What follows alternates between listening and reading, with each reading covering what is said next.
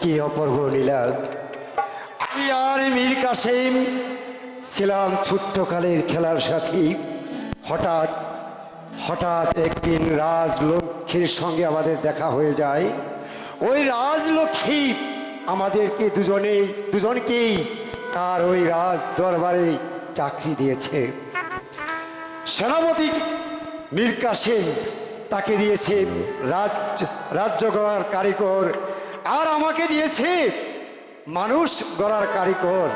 কিন্তু অনেক দিন হয়ে গেল মীর কাসেম আমার সঙ্গে দেখা করে না, কোনো যোগাযোগও নেই। যোগাযোগ করবে কিভাবে?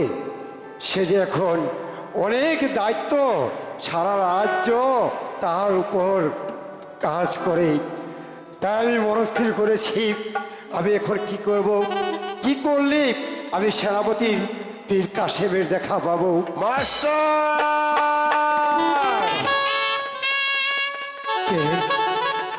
কে আমাকে মাস্টার মাস্টার বলে ডাকলো?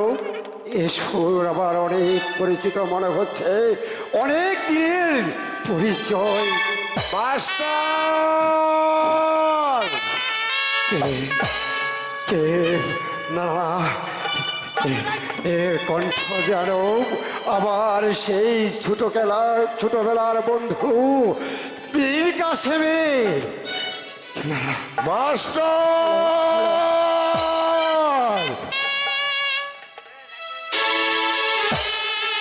বন্ধু মীর কাসেম। মাস্টার, বন্ধু আবার। মীর কাসেম, বন্ধু আমার। কেমন আছো মাস্টার? ভালো আছি।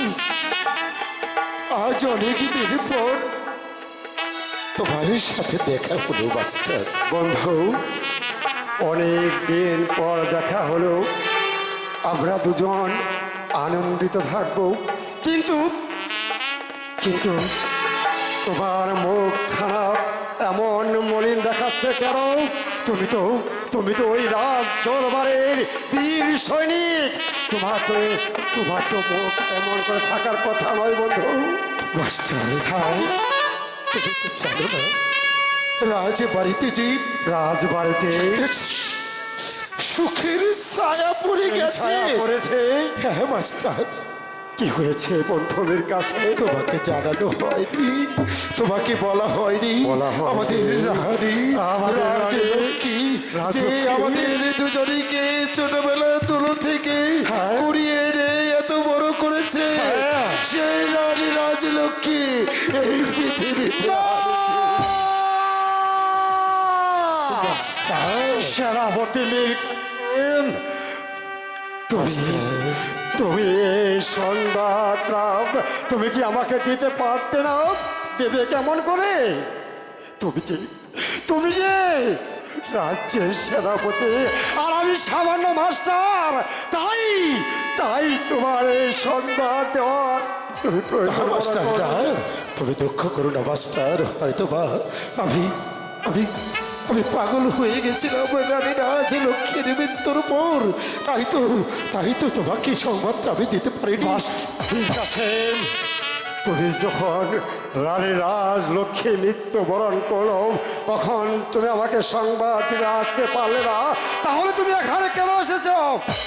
কেন এসেছি তুমি জানতে চাও মাস্টার? হ্যাঁ, আমি জানতে চাই তুমি এখন কেন এসেছ।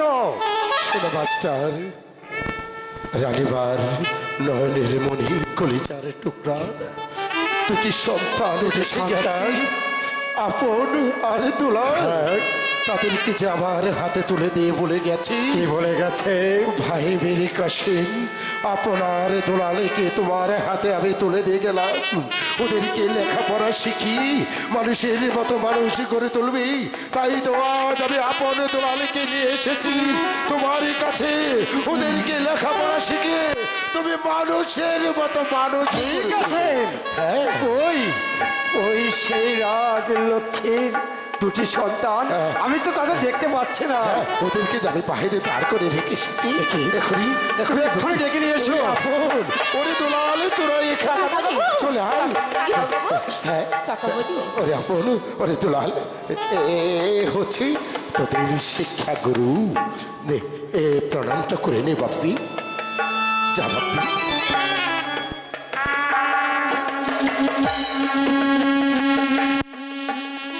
না রে বাপ্পি, তোদের স্থান আমার পায়ের নিচে নয়, তোদের স্থান আমার বুকে।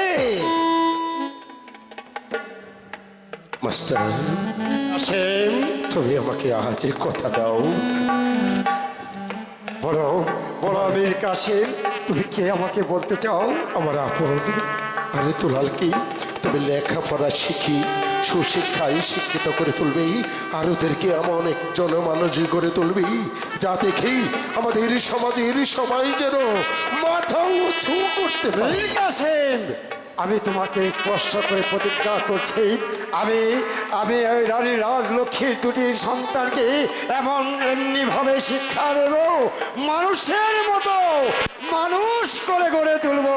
বেশ মাস্টার, তোমার এই কথা শুনে আমি খুবই আনন্দিত হলাম। এদিকে যে অনেক সময় হয়ে গেছি, আমাকে যে রাজের প্রাসাদে ফিরে যেতে হবে, মহারাজে বিচলিত হয়ে পড়েছি, তাদেরকে যে একটু সান্ত্বনা দিয়ে রাখতে হবে। আপন কাকামণি দোলাল, কাকা বাবু, এখন থেকে তোমরা এখানেই থাকবে।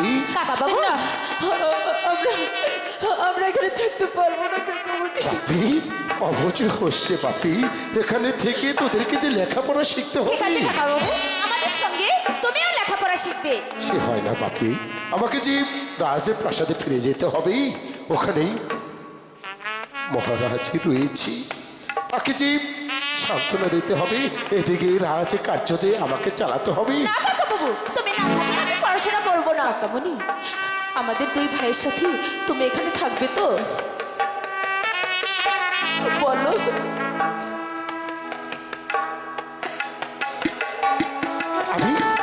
আমিও তোদের সঙ্গে এখানেই থাকবো বাপি। এবার খুশি হয়েছিস? হ্যাঁ কাকা, ঠিক আছে, আমিও তোদের সঙ্গে না হয় একটু লেখাপড়া শিখবো, হ্যাঁ, কাকা। কেমন হবে? ভালো হবে, তাই না? খুব ভালো হবে। ঠিক আছে, আমিও তোদের সঙ্গে এখানেই থাকবো। আপন, তোরা না পাখি দেখতে খুব ভালোবাসিস না? হ্যাঁ কাকামণি। তাহলে দেখ, ওই যে দেখ, এদিকে এদিকে এদিকে দুলাল, দুলাল, এদিকে আয়। এদিকে আয় বাপ্পি, এদিকে আয়। দেখ কি সুন্দর পাখি, ওই গাছের ডালে কি সুন্দর খেলা করছে, তাই না? দাদা। ও, কত সুন্দর খেলা করছে, তোরা তোরা দেখ। হ্যাঁ, দাদা, তুই দেখছিস? আমি তো হ্যাঁ। কোথাও পাখি দেখছি না। ওই তো দেখতে পাচ্ছি, কই? ওই যে হলুদ আর লাল পাখি। কে বলছিস দেখ না। দাদা? আমি কোথাও পাখি দেখতে পাচ্ছি আচ্ছা, তুই না। কোনটা নিবি? আমি তো দেখতে পাচ্ছি না। আচ্ছা দেখো না কাকামণি।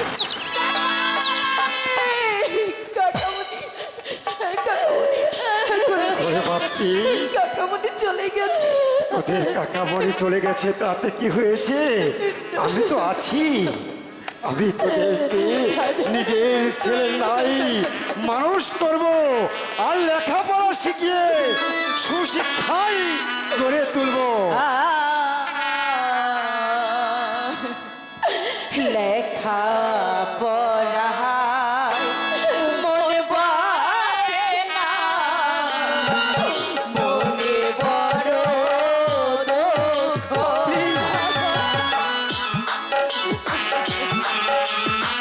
এই, মানুষের মতো মানুষ হতে হবে।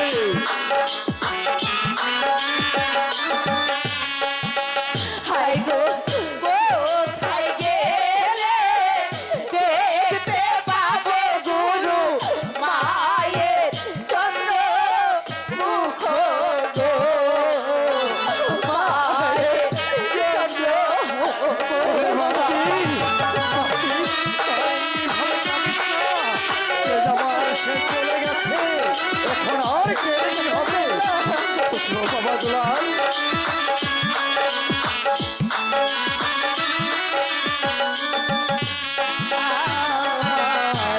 মাঝে মোদে ছেড়ে গেল জনমের লাইয়া। দুলাল, ওরে আপন, তোরা এইভাবে ভেঙে পড়িস না। আমি তো আছি। হাই গো, মায়ের ডাকো, মধুর ডাকো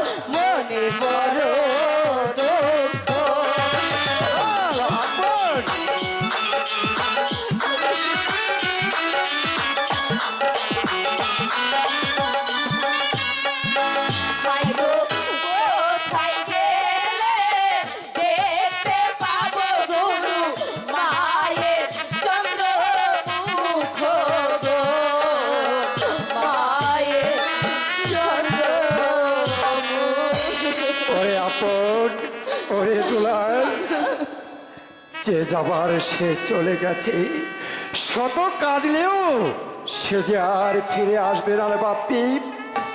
বলছি তোদের না লেখাপড়া শিখে মানুষের মতো মানুষ হতে হবে, কারণ তোরা যে রাজার সন্তান। বাপ্পি, তোদের দেখে মনে হচ্ছে তোরা অনেক দিন কিছু খাসনি। চল বাপ্পি, তোদেরকে আমি খাওয়াবো। চল বাপ্পি। চল দুলাল। ঠিক আছে দাদা, তাই চলো।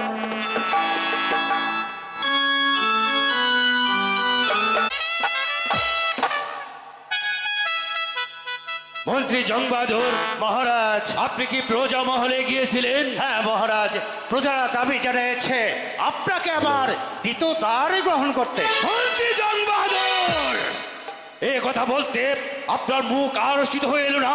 আপনি তো জানেন আমি রানী রাজলক্ষ্মীর মাথায় হাত দিয়ে শপথ করেছি আমি আর কোনোদিন দ্বিতীয় দ্বার গ্রহণ করব না। মহারাজ, মহারাজের জয় হোক, মহারাজের জয় হোক। মহারাজ, আমি দিক দিয়ে যাচ্ছিলাম, হঠাৎ করে মন্ত্রী জগবাহাদুরের একটা সংবাদ শুনেই আমি এখানে ছুটে এসেছি। মহারাজ, মহারাজ, মন্ত্রী জগবাহাদুর বলছে আপনাকে দ্বিতীয় দ্বার গ্রহণ করার জন্য, আর বলছে প্রজা মহলে নাকি কে যেন গন্ডগোল হচ্ছে। আপনি শুধু আমাকে অর্ডার করুন, আমি এই মুহূর্তে যাবো প্রজা মহলেই। যে প্রজাই বিদ্রোহ করবে সেই প্রজাকেই আমি এই পৃথিবীর মুখ থেকে চিরতরে সরিয়ে দেব। মহারাজ, এমনি ভাবে সেনাপতি বীর কাসেম যদি আমাকে অপমান করে, তাহলে আপনি আমাকে অনুমতি দিন, আমি এই দরবার ত্যাগ করব। তারাও মন্ত্রী জংবাহাদুর, সেনাপতি বীর কাসেম, বলুন মহারাজ। এটা রাজ্যশালা নয়, এটা পাঠশালা নয়, এটা বিচারশালা। আমি বিচারক, আমি থাকতেই কারো কোনো কথা চলবে না। আপনি বেরিয়ে যান। আপনার আমি ভুল হয়ে গেছে মহারাজ, আমার ভুল হয়ে গেছে। আপনি আমাকে ক্ষমা করে দেবেন মহারাজ, আমাকে ক্ষমা করে দিন। তবে যাবার পূর্বে ওই মন্ত্রী জগবাহাদুরকে একটা কথা বলে যাই। আপনি যে কথা উচ্চারণ করছেন, আবার যদি কোনোদিন আমি শুনতে পারি এই কথাটা মহারাজকে দ্বিতীয় দ্বার গ্রহণ করার জন্য, হয়তো বা আপনার 33 কোটি জনতা আপনাকে ক্ষমা করতে পারে, এই পৃথিবী আপনাকে ক্ষমা করতে পারে, কিন্তু এই মুসলিম নওজোয়ান নীল কাসেমের হাত থেকে আপনি ক্ষমা পাবেন না। কথাটা যেন মনে থাকে। মহারাজ, এমনি ভাবে তাই যদি আমাকে অপমান করে, তাহলে আমি এই দরবার ত্যাগ করে না, আমি কিছুই তো ভেবে উঠতে পারছি না। রানী রাজলক্ষ্মীকে রাস্তা থেকে করে নিয়ে সেনাপতি পদে বহাল রেখেছে, তাই ও একটু উত্তেজিত। এ নিয়ে আপনি মাথা ঘামাবেন না, আমি ওকে শাসিয়ে দেব। ঠিক আছে মহারাজ।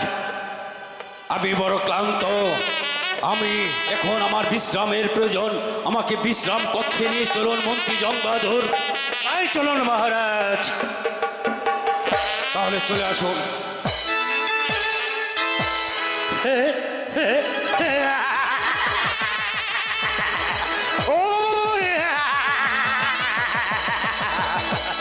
রানী রাজলক্ষ্মী, তবে এই প্রকাশ্য রাজ দরবারে আমাকে যে অপমান তুমি করেছ, সেই অপমানের প্রতিশোধে নিতে তোমার এই রাজ্যের মধ্যে চালিয়ে দেব এক বিভীষিকার আগুন। সেই আগুনের লেলিহান শিখায় চলে পুরে ছারখার হয়ে যাবে ওই রাজা ধনপতি ও তোমার স্ত্রীর পুত্র আপন সুলাল।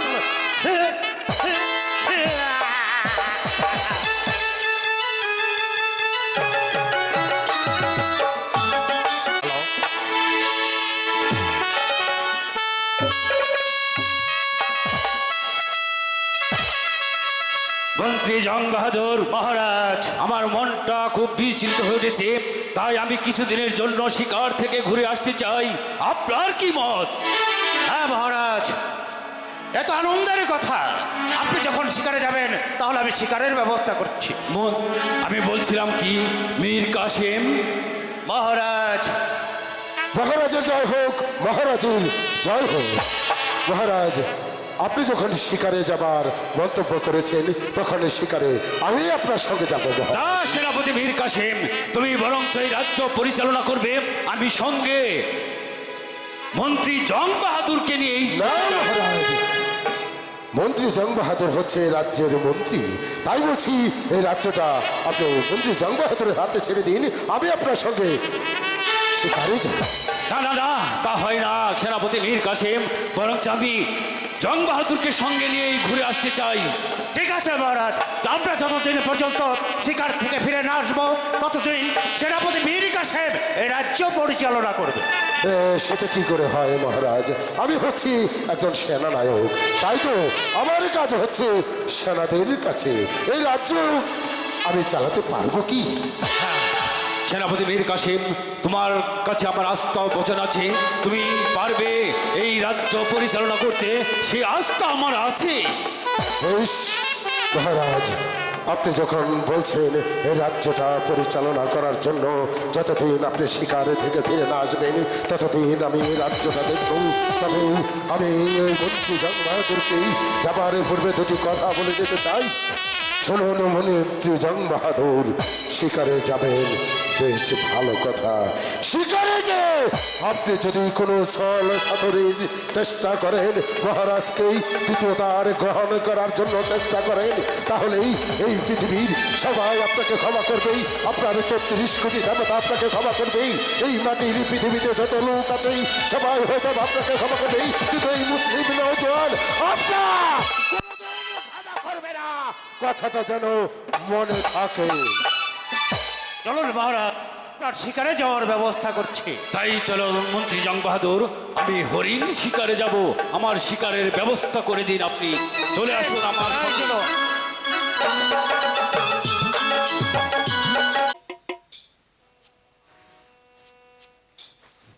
বাবা, মা রাহারা, তুমি আমাকে হাসি মুখে বিদায় দাও বাবা।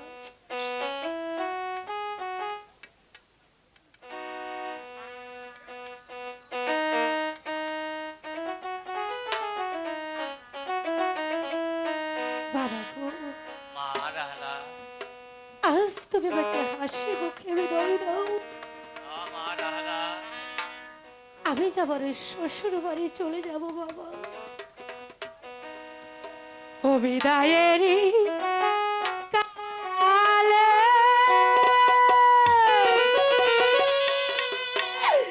রেখে যাই বাবা আখি মোরা ব্যথা জো গো বাবা বেগোরা আখি গো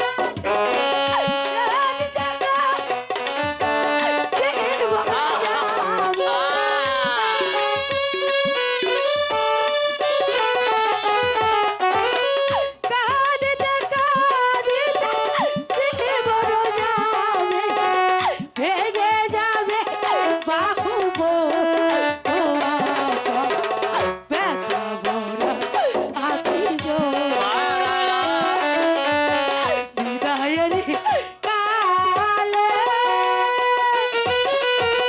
রেখে যাই আমার ব্যথা ভরা আখি জল গোয়া ব্যথা ভরা আখি জল বিদায়ের কালে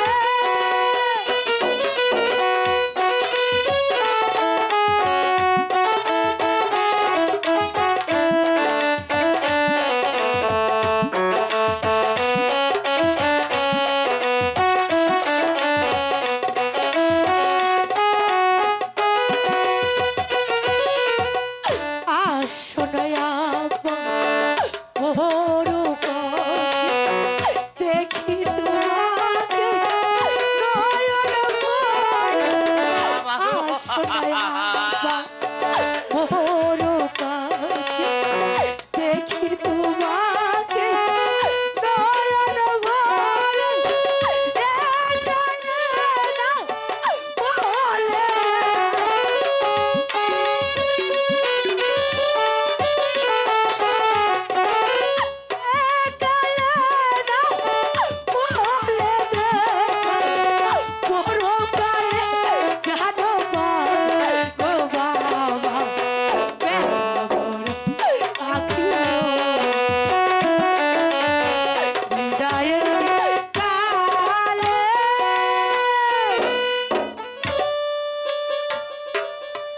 হে পাক পরওয়ারদিগার, তোমার কাছে আমার এই ফরিয়াদ। আমার মা রাহালা জানো সুখ শান্তিতে বসবাস করতে পারে, বসবাস করতেই পারে। তার মা আমরা চলে যাব। আমরা এগিয়ে যাই।